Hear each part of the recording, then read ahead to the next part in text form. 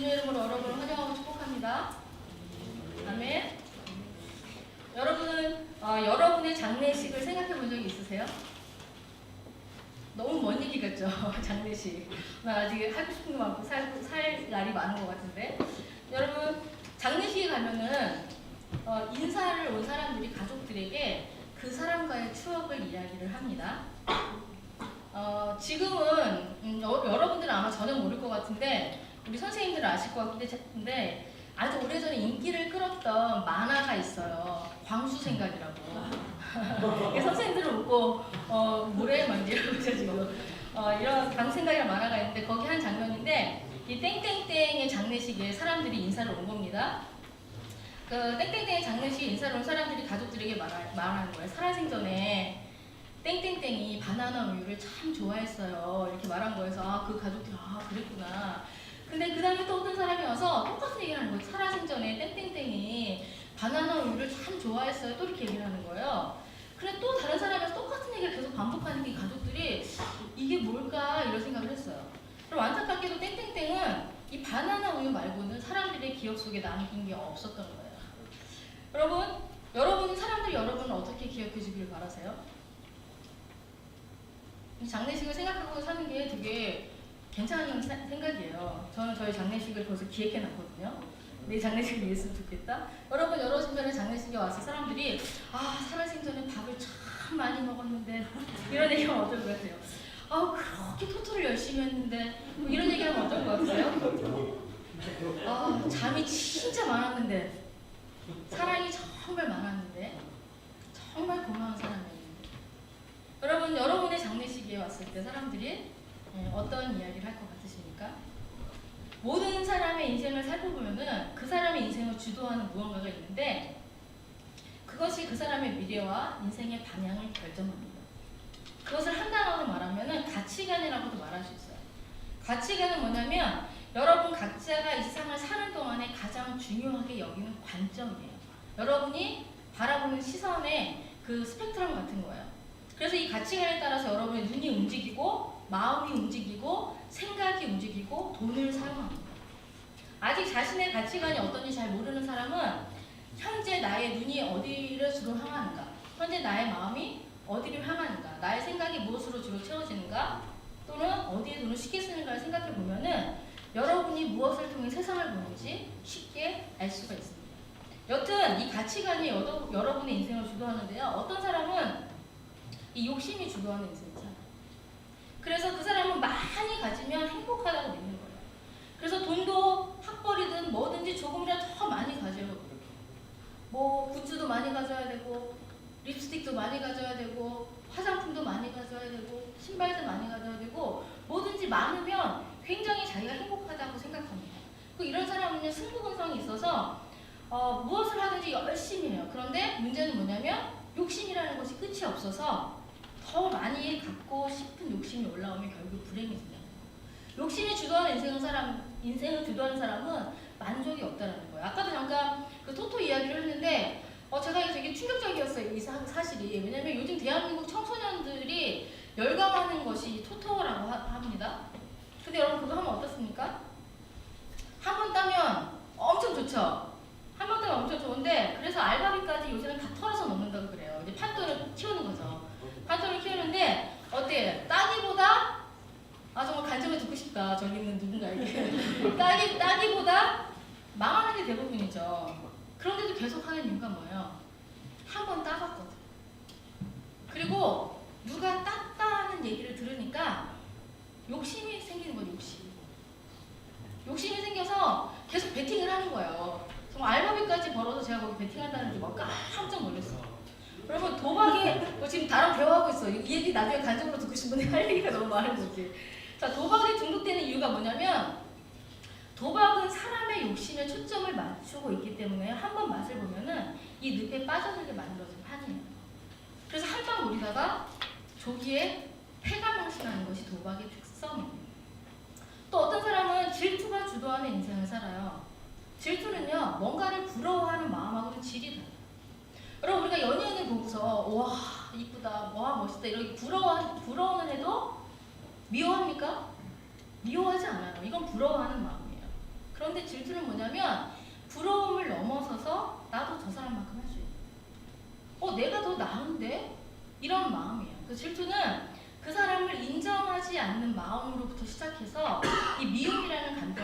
씨앗이 바로 질투입니다.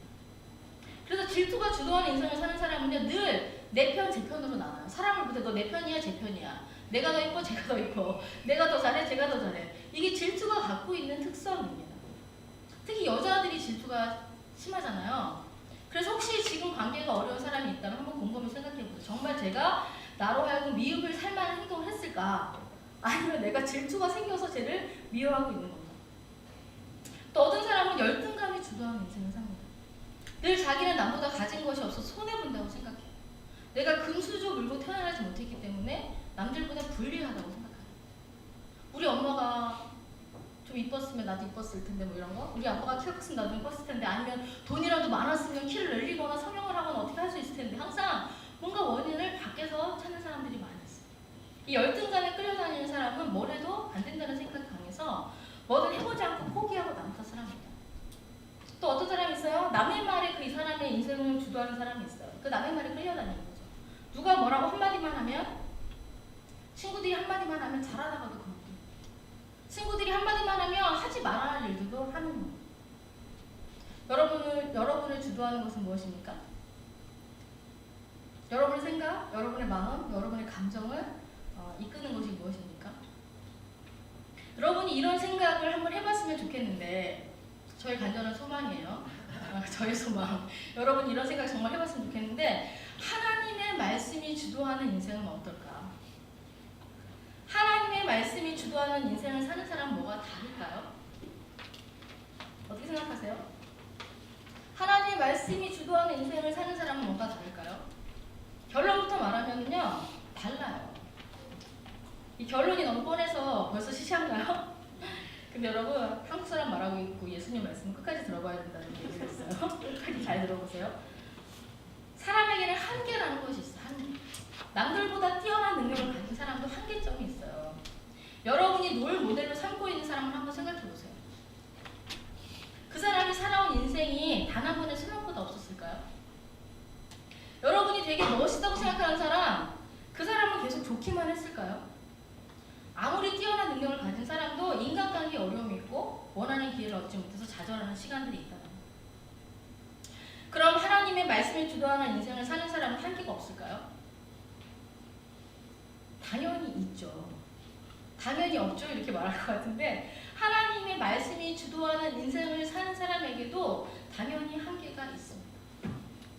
하나님의 말씀이 주도하는 인생을 사는 사람에게도 한계가 있고, 사람들과의 관계에 어려움을 겪어요.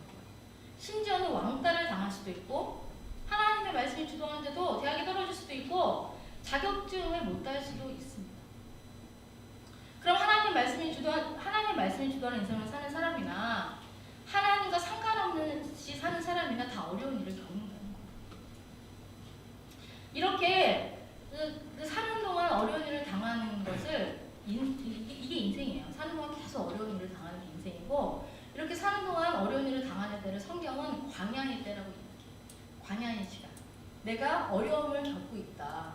내가 특별히 잘못한 것도 없는데 어려움을 겪고 있다. 내가 열심히 하는데 뭔가 잘 안 된다. 이것을 성경에서는 광야의 때, 광야의 시간이라고 얘기해요. 이 세상을 사는 사람이라면 누구에게나 일어날 수 있는 고통스러운 시간을 광야의 시간이라고 성경은 이야기를 합니다. 그렇다면 여러분, 하나님이 주도하는 인생을 사는 사람과 하나님과 상관없이 사는 사람은 뭐가 다를까요? 똑같이 어렵다면 뭐가 다를까요? 하나님의 말씀이 주도하는 인생을 사는 사람은 광야의 시간을 겪을지라도 다른 사람을 원망하지 않아요. 하나님의 말씀이 주도하는 인생을 사는 사람은 자신의 처지를 비관하지 않아요. 하나님의 말씀이 주도하는 인생을 사는 사람은 지금 현재 할 수 있는 일이 없다고 막 살지 않는다. 하나님의 말씀이 주도하는 인생을 사는 사람은 힘들지만 광야에서 하나님이 준비하신 이 오아시스가 있다는 것을 믿고 하나님의 말씀의 고리를 붙잡고 하나님께 기도합니다. 여러분, 이것이 하나님을 믿는 사람과 하나님을 믿지 않는 사람, 하나님의 말씀을 붙잡고 사는 사람과 그냥 사는 사람의 차이점입니다. 우리는 매 주일마다 이곳에서 시편 119편 말씀을 듣고 있어요.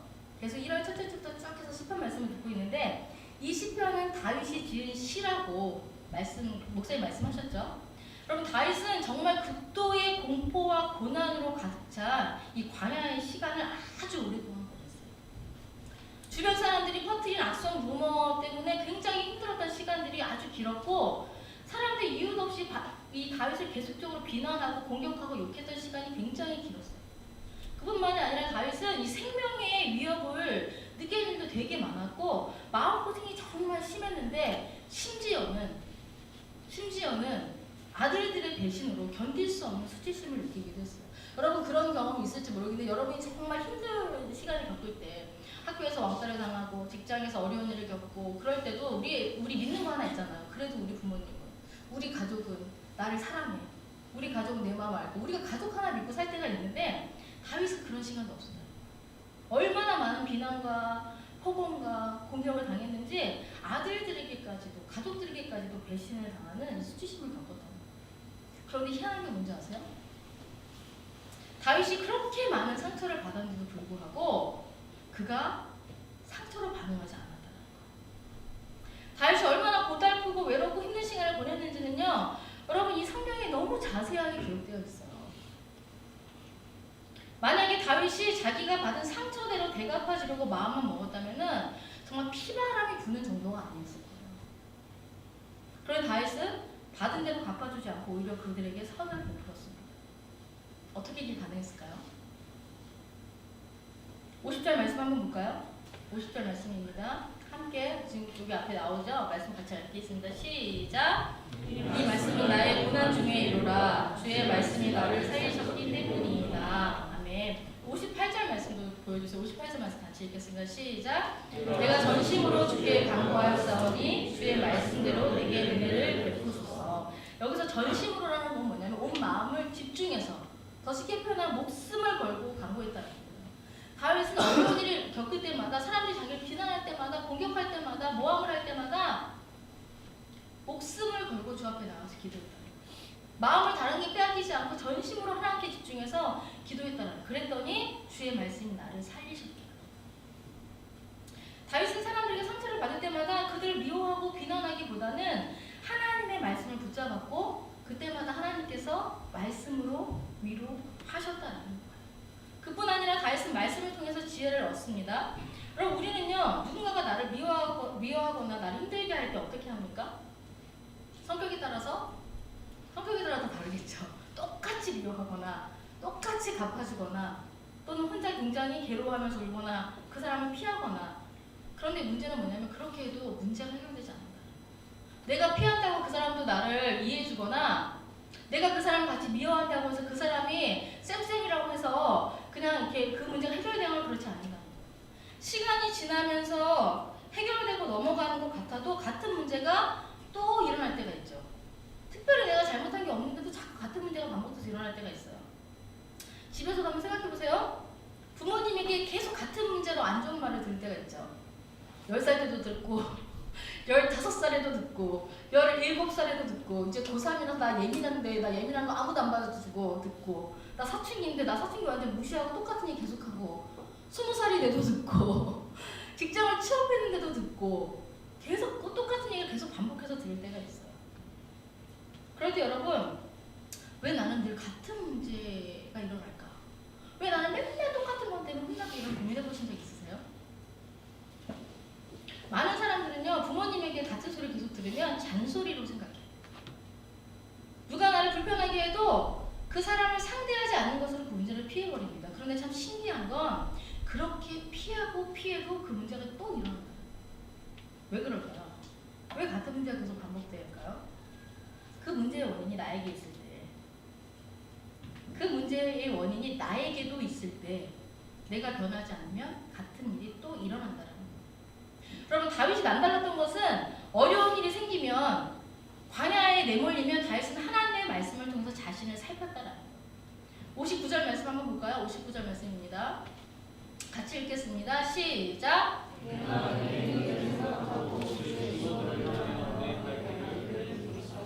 이게 무슨 말입니까? 다윗은 자기에게 계속적으로 같은 문제가 일어날 때 사람들이 자꾸 자기를 비난하고 모함하고 모욕하고 자기의 행패를 부릴 때마다 왜 그럴까 도대체? 왜 나를 질투할까? 도대체 저들은 왜 이렇게 악할까? 이런 마음을 품고 있었던 것이 아니라 자신의 행위를 돌아보다.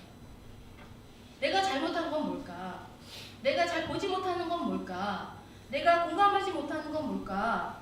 내가 함께 해주시는 건 뭘까? 함께 해주지 못하는 건 뭘까? 자신의 잘못과 문제를 하나님의 말씀을 비추어서 돌아봤더라. 그리고 하나님의 도움을 받아서 그 어려움을 극복하고 관계를 풀어갔다는 거. 여러분 히브리서 4장 11절에 이런 말씀이 있습니다. 우리 얼마 전에 외운 말씀이기도 한데요. 다시 한번 같이 읽도록 하겠습니다. 시작. 하나님의 말씀은 살아있고 활력이 있어 좌우의 날선 어떤 검보다 예리하여 혼과 영감이 관절과 골수를 찔러 쪼개기까지 하며 또 마음의 생각과 뜻을 판단하니. 여러분 하나님의 말씀이 이렇다는 게 굉장히 역동적이지 않아요? 하나님의 말씀이 살아있는데 활력이 있다는 거예요. 좌우의 날선 어떤 검보다 예리하여서 우리의 혼과 영과 보이지 않는 우리의 혼과 영과 관절과 골수를 찔러 쪼개기까지 하며 우리의 마음과 생각과 뜻을 판단하신다. 하나님의 말씀이 그런 능력이 있다는 거예요. 하나님의 말씀이 세밀하고 섬세하게 여러분의 마음과 생각을 살피신다는 거예요. 어떤 때 그렇잖아요. 등간에 전사님이 제 말이요. 가끔 우리 청년들이 저한테 그럴 때가 있어요. 이제 답을 갖고 오는 거예요. 본인이 원하는 답이 있는데 제가 그 원하는 답을 안 줄 때 전제가 이거예요. 전사님 끝까지 제 말을 한번 들어보세요. 이거예요. 그럼 제가 그래 끝까지 한번 들어볼게 듣는데 제가 분명히 어떤 대답을 할 줄 알아. 본인은 또 이 대답을 원해. 그게 똑같은 대답이 아닐 때 저를 어떻게 해서 설득시키려고 정말 최대한 착한 얼굴로 막 제가 전사님 제 말을 한번 끝까지 들어보세요 이렇게 얘기를 해요. 근데 제가 끝까지는 듣는데 본인이 원하는 대답을 안 내놓을 때 이런 거죠. 도대체 전사님은 내 마음을 모르는 걸까? 그 눈빛이 그래 물음표. 그런데 저를 신뢰하고 순종해 줘서 그냥 돌아가긴 하는데 그럴 때 정말 도저히 아무도 내 마음과 생각을 설명해도 모를 때 하나님은 아신다는 거예요. 여러분의 생각과 마음이 어떤지 도저히 설명이 안 되는 그것도 여러분이 하나님 앞에서 하나님 말씀 앞에 비칠 때 하나님 아신다는 거예요. 그렇게 섬세하게 여러분의 마음을 살피신다는 거예요. 도저히 우리 부모님은 이해할 수 없는 그 마음을 하나님은 아신다는 거예요. 그래서 여러분 간지나게 사는 거 좋아하잖아요. 간지나게 사는 거. 이 세상을 가장 심플하고 간지나게 사는 길은요. 말씀에 여러분을 맡기는 거예요. 이 간지하고 너무 안 맞는 정통적인 대답이 되게 생각할 수 있죠. 경험해보지 않아서 여러분이 몰라서 그래요. 도대체 뭐가 문제인지 몰라서 답답할 때 M1대 가서 묻지 말고 하나님의 말씀을 붙잡고 하나님께 물어보세요. 네. 그럼 살아있고 활력 있는 하나님의 말씀이 아주 섬세하고 예리하게 여러분의 마음과 생각을 살피고 그 길을 인도하신다는 거예요. 여러분 이 성경책을 다 읽어야지만 하나님이 여러분의 마음을 살피는 것이 아니라 지금 여러분의 마음에 딱 와닿는 말씀, 만약에 지금 이 말씀, 그게 나의 마음과 생각과 뜻을 판단하시는구나, 이 말씀만 붙잡고 여러분이 기도해도 그 말씀이 여러분에게 살아서 활력 있게 역사한다는 거예요. 그럼 그것이 하나님의 말씀을 갖고 있는 능력입니다. 64절 말씀 한번 볼까요? 64절 또 보여주세요. 같이 읽겠습니다. 시작. 여호와여 주의 인자하심이 땅에 충만하였사오니 주의 윤례대로 나를 가르치소서. 이 가르치소서는 나를 바꾸소서라는 거예요. 다윗이 너무 고통스러운데 다윗도 사람이잖아요.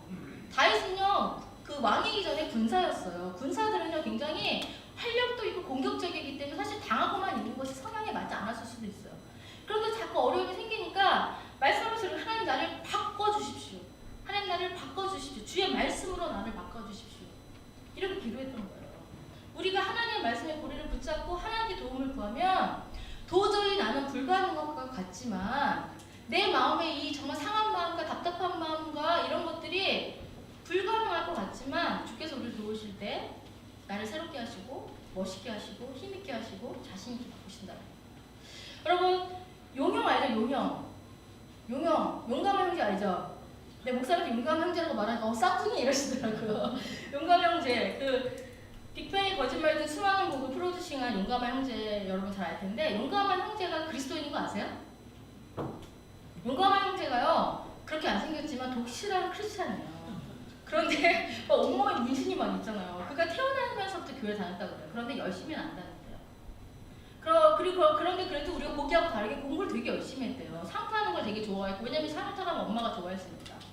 그런데 중학교 때부터 엇나가기 시작한 이유가 뭐냐면 부모님의 사이가 너무 안 좋았고 아버지가 형과 얘를 너무 비교해가지고 형은 되게 이렇게 키우고 용감한 형제를 좀 이렇게 무시하고 이렇게 했나 봐요. 그래가지고 삐뚤어졌는데 어떻게 삐뚤어졌냐면 너무 심각하게 엇나가서 17살에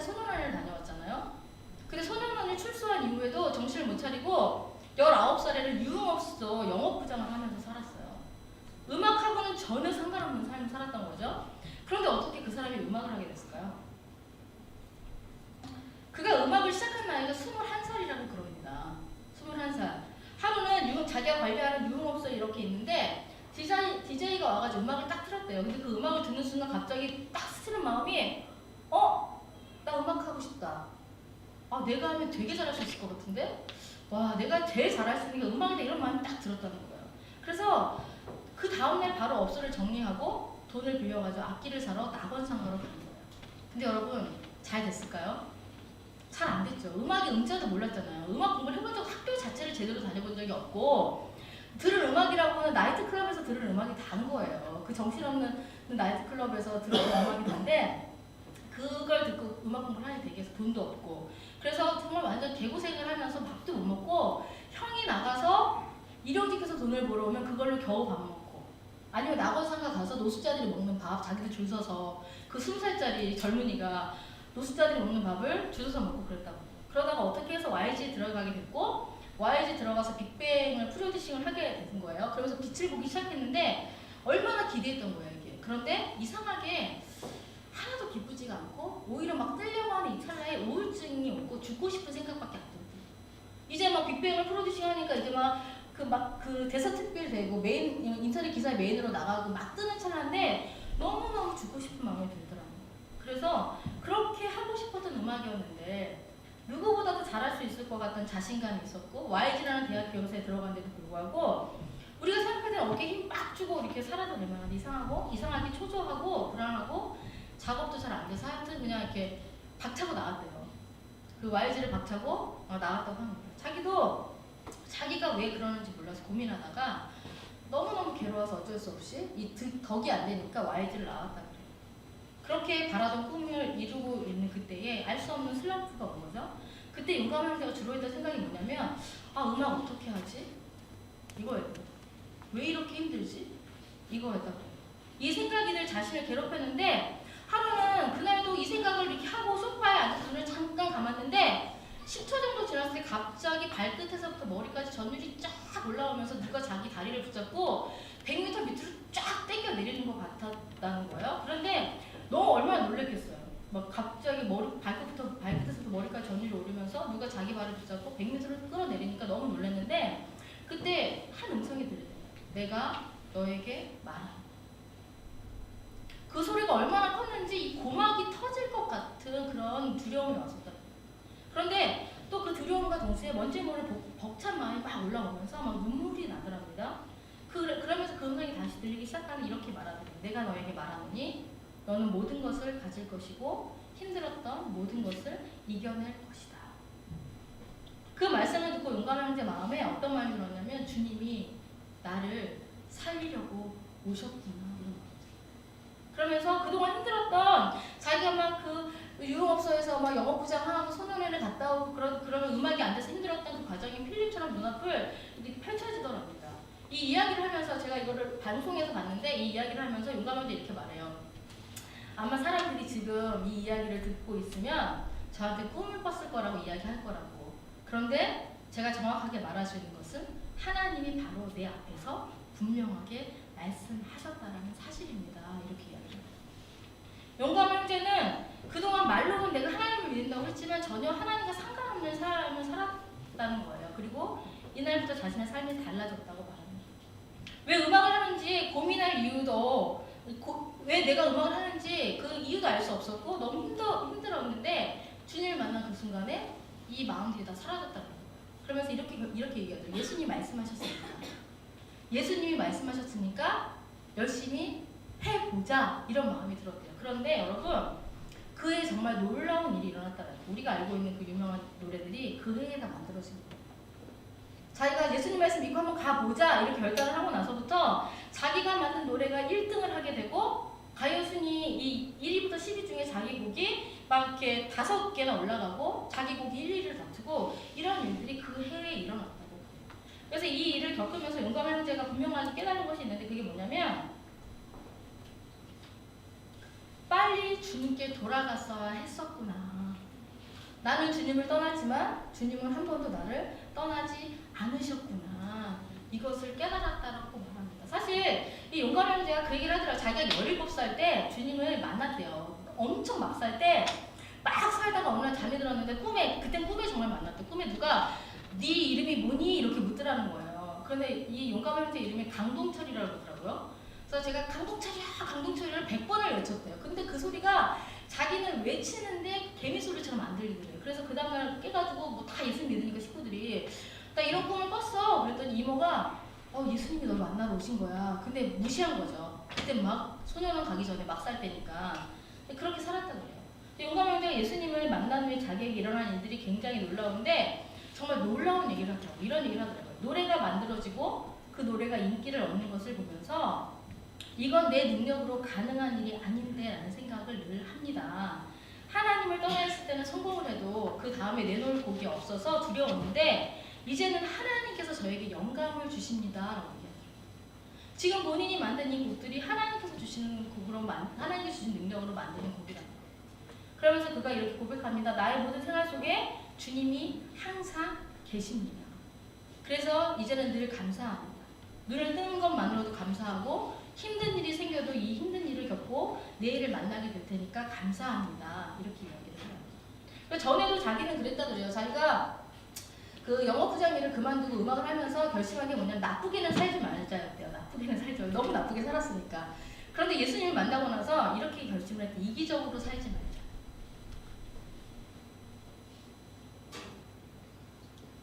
하나님이 말씀하셨으니까 자기는 하나님의 말씀을 믿고 하나님의 말씀을 따라 살자 이렇게 이야기했더라고요. 그러다 그가 하나님을 만나고 나서 큰 변화 중에 하나가 뭐냐면 그가 선한 일을 하나 하는데 노숙자들과 독거노인들이 음식을 대접하더라고요. 자기가 직접 도시락을 준비해서 매니저랑 매주 가서 나눠준대요. 그런데 그걸 왜 했냐면 자기가 너무 배고팠을 때 그 낙원상가 가서 줄 서가지고 밥을 얻어먹었잖아요. 그 기억이 나더라는 거예요. 그러면서 매주 준비하는데 매주 똑같은 걸 준비하지 않는데요. 이걸 준비하는 게 너무 행복하대서 이번엔 뭘 드릴까? 이번엔 겨울에는 털실을 드리고 털실을 드리고 여름에는 뭐를 드리고 이게 너무너무 행복하대요. 자기가 그걸 준비하는 게 너무 행복하다라는 거예요. 그러면서 그가 뭐라고 얘기하냐면 주님의 일을 위한 고민이 생겼고 그 고민이 나는 너무 행복하다. 매주마다 주님의 일을 위해서 고민하는 게 너무 행복하다라는 거예요. 그러면서 그가 이렇게 이야기합니다. 자기의 꿈이 하나 있대요. 자기가 땀 흘려서 번 돈으로 밥차를 30대를 사는 거래요. 밥차 30대를 사서 전국에 매주 보내는 거예요. 매주 보내서 독거노인들하고 어린아이들에게 이 밥을 나눠주는 건데 왜 그렇게 하고 싶냐면 그렇게 하다가 자기는 번 돈을 다 나눠주고 가고 싶대요. 다 나눠주고 나서 주님 곁에 갔을 때 예수님께 딱 듣고 싶은 한마디가 있다고 해요. 동철아 너 참 잘 살았다. 이 얘기를 듣고 싶다고 합니다. 2019년도에 CCM 음반을 내놓은대요. 그 소속 가수인 그 사무엘과 함께 거기에 크리스찬들과 함께 본인이 직접 곡을 만들어서 CCM 앨범을 내놓는다고 합니다. 음악의 음자도 모르는 자신을 예수님이 붙잡아 주셔서 이렇게 사용하여 주셨으니 자신은 예수님의 말씀만 붙잡고 예수님의 말씀을 주도하는 인생을 살다가 주님께 가는 게 꿈이라는 거예요. 제가 여러분에게 이 간증을 왜 이야기하냐면 너무 믿어지더라고요. 간증을 들어보면 우리가 대략 알잖아. 이게 야매인지 진짜인지 알잖아요. 근데 마음이 막 이렇게 제가 되게 감동이 되더라고요. 너무 멋있더라고요. 자기가 밥솥 30대를 사서 다 나눠주고 너 참 잘 살았다. 이게 듣는 게 자기 마지막 비전이라고 얘기해요. 그럼 너무 멋있지 않아요? 예수님의 말씀을 믿고 그 말씀대로 사는 사람에게는 이렇게 사람의 능력으로는 불가능한 일이 가능하게 됩니다. 그리고 이렇게 멋있는 인생을 살 수 있습니다. 57절 말씀 볼까요? 57절 보여주세요. 57절 같이 읽겠습니다. 시작! 여호와는 나의 분깃이니 나의 주의 말씀을 지키리라 하였나이다. 분깃은 유산, 소망, 가치 이런 단어를 의미해요. 여러분 하나님께서 하나님의 자녀인 우리에게 놀라운 분깃을 준비해 놓으셨다는 거예요. 하나님의 자녀인 우리 하나님께서 놀라운 유산을 준비해 놓으셨다는 거예요. 근데 그 유산이 뭐냐면 바로 이 모든 것을 창조하시고 주관하신 하나님이 우리의 유산이라는 거예요. 여러분 이게 얼마나 놀라운 일인지 여러분 아세요? 우리의 유산이 하나님이라면 무엇이 불가능하고 무엇이 두렵겠습니까? 하나님이 여러분의 소망이고 하나님이 여러분의 비전이고 하나님이 여러분의 가치라는 거예요. 그럼 여러분 무엇이 모르겠습니까? 그런데 어떤 사람은 다윗과 같이 이 용감한 형제와 같이 그 분깃을 마음껏 누리며 살지만 어떤 사람은 그게 뭔지도 모르고 산다는 거예요. 도대체 나한테 남겨진 유산이 뭘까? 생각조차 하지 않고 산다는 거예요. 그 차이가 뭡니까? 50절 말씀 보면 여호와는 나의 분깃이니 나는 주의 말씀을 지키리다 하였나이다. 하나님의 이 말씀을, 이 유산을 누리며 사는 사람과 누리지 못하는 사람의 차이는 뭐냐면 주의 말씀을 지킨다라는 거예요. 여기에 차이가 있다는 거예요. 그럼 지킨다는 말은요, 다른 말로 표현하면 순종한다, 복종한다라는 거예요. 내가 주의 말씀을 순종합니다. 내가 주의 말씀을 따릅니다라는 거예요. 근데 이게 순종한다, 복종한다 이 단어가요, 군대 용어잖아요. 이 시를 쓴 다윗은요, 왕이기도 하지만 평생 군인으로 살았던 사람이에요. 다윗은 그 얘기 뭐냐면 다윗은 책상에 앉아서 하나님의 말씀을 연구하고 공부한 사람이 아니라 순종하며 경험하고 깨달은 사람이라는 거예요. 굉장히 중요한 말입니다. 우리가 말씀을 아무리 들어도 그 말씀을 우리가 살아보지 않으면 그 말씀이 얼마나 능력이 있는지 경험할 수가 없죠. 아무리 말해줘도 알아들을 수가 없잖아요. 그런데 이는 순종하며 경험하고 깨달았다는 거예요. 다윗은 하나님의 말씀을 지식의 대상으로만 여긴 것이 아니라 순종하여 살아야 하는 거룩한 명령으로 받아들였다. 여러분, 이런 축복이 여러분에게도 있기를 축복합니다. 그래서 다윗은요, 큰 죄를 지었음에도 불구하고 하나님을 피하지 않고 평생을 하나님 가까이에서 하나님의 말씀을 주도하는 인생을 살았던 거예요. 말씀을 가까이 했기 때문에, 말씀을 많이 경험했기 때문에 하나님이 어떤 분이신지 너무나 잘 알았다는 거. 하나님이 심판하시기도 하지만 사랑하시는 분이라는 거, 하나님이 우리를 격려하시는 분이라는 거, 하나님이 누구보다 나를 잘 아시는 분이라는 것을 다윗은 알았다는 거예요. 그래서 그는 큰 죄를 지었음에도 불구하고 하나님의 그 울타리 안에, 축복 안에 평생 거할 수 있었다라는 것입니다. 그래서 다윗은 하나님께서 주신 능력과 지혜로 모든 한계를 넘어서서 가장 위대한 왕으로 우리에게 기억될 수 있었던 것입니다. 여러분, 이런 인생 살고 싶지 않으세요? 저는 여러분 이런 인생 살았으면 좋겠습니다.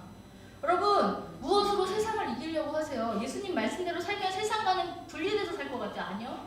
하나님께서는 여러분이 정말 열심히 해서 세상의 여러 가지 요직들에 갔으면 좋겠어요. 저도 그래요. 여러분, 제가 막 어떤 애한테 그래요. 나는 네가 의사가 됐으면 좋겠어. 전사님 가까운 사람 중에 정말 좋은 의사 하나 있었으면 좋겠다. 나 아무 때나 좀 물어볼게.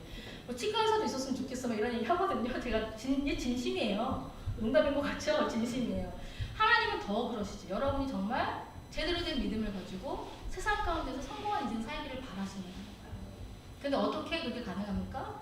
다윗과 같이, 용감 형제 같이 하나님의 말씀이 주도하는 인생을 살 때, 하나님께서 주시는 영광으로 살 때 꿈을 이루는 인생을 살게 된다는 것입니다. 아멘? 아멘. 이 아멘으로 고백해야 돼요. 선포해야 돼요. 여러분, 말씀의 고리를 붙잡고 기도하면 가능합니다. 하나님의 말씀대로 살고 싶은 우리의 마음이 하나님과 만나면 하나님께서 우리를 그렇게 살 수 있는 힘을 주신다는 거예요. 중요한 얘기예요.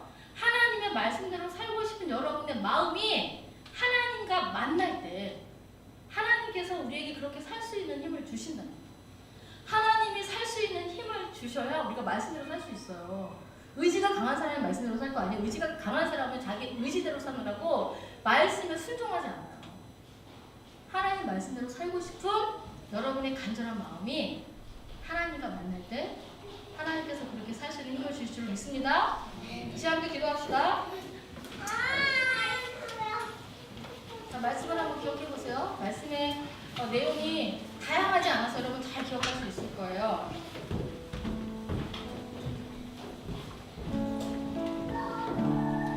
하나님의 말씀대로 살고 싶은 마음이 여러분에게 있을 거라고 믿어요. 하나님의 말씀대로 사는 것이 뭔지 잘 모르지만 그렇게 나도 하나님의 말씀대로 살면 은혜를 누리는 자들의 삶이 여러분들도 부러운 마음이 들 거라고 생각하는데, 우리 이렇게 기도합시다. 하나님의 말씀대로 살고 싶은 저희 작은 마음이 하나님과 만나기를 소망합니다.